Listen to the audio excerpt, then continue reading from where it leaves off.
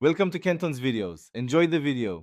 You start by saving what matters most: backup user files, browser profiles, and configuration.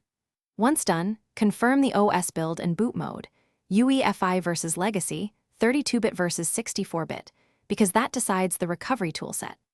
Next, prepare a clean install or rescue USB, use an 8 GB or larger drive, and verify the ISO checksum so you don't waste time reinstalling corrupt media. Make sure to note any license or encryption keys before you boot into rescue media, and choose the repair environment rather than a full reinstall, because preserving settings saves hours.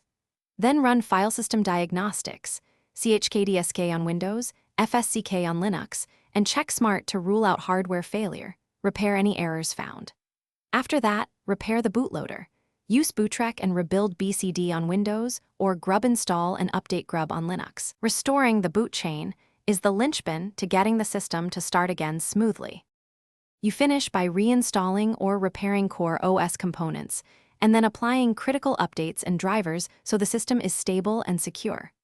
Once updated, restore user data from your backup, check permissions, and confirm applications launch as expected. This avoids subtle breakage later. If problems persist, test RAM and secondary storage, inspect system logs for recurring errors, and consider a clean install, but only after you've confirmed hardware integrity and exhausted repair options. Thanks for watching. Consider subscribing if we helped you.